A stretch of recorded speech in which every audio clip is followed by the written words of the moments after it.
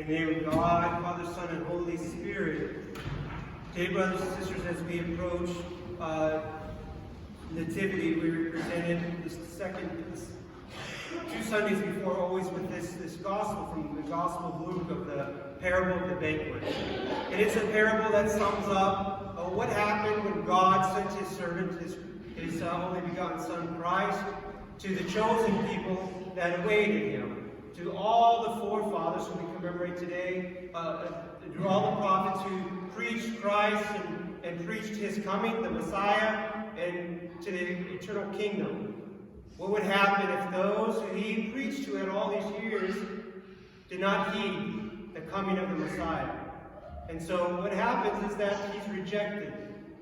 And God in anger says, they will not enter into this banquet ever again, but thou go and find new people. And he asked the servant to go and go the highways, byways, keep going out. Because my house, he wants it full. He wants his house full. That's what he says. He wants his house full. Today we also commemorate on this day the Prophet Haggai. He's one of these 12 minor prophets that we don't hear a lot about. Because he's a prophet, and he has a book dedicated to it, but it's very small. And the prophet Haggai, he lived after the Babylonian exile. You see, the kingdom of Babylon had come into Jerusalem and destroyed it. The Jews were dispersed throughout. Many of them went into Babylon, were taken as captives. The temple was utterly destroyed, the temple of Solomon, down to the bare, destroyed, gone.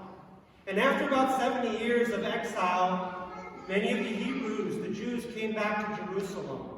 Haggai was one of them. And he was a prophet. He was giving this message. You see, as the Jews came back, they had made a commitment to God to rebuild the temple, his house, to rebuild it. And they got started on this. And they were going to do it. It was going to be bigger and better than King Solomon had ever built. And as they built on it, they were having some issues. They had some persecutions from the people that were there now. They had to go and worry about feeding their families, so they would get distracted with building another home for them and their families. They had farmland that they had to build a crop. But what would happen as they're distracted from building the temple that they've committed to do? That they would have a great drought, a big drought. And so they had struggles here. They couldn't even produce a proper crop to feed themselves with. So they were in anguish. They had a lot of things attacking them. And the prophet Haggai reminded them, and he was told this by God, remind them that they promised to build my temple, to build my house.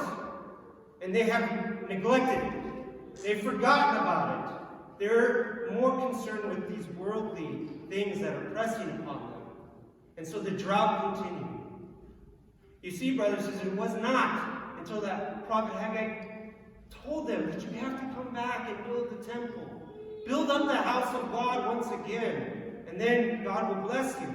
Because you've committed this. You've committed it to God. So you cannot be distracted by worldly things. And I think it's very appropriate we have this commemoration today when we hear this gospel about the banquet.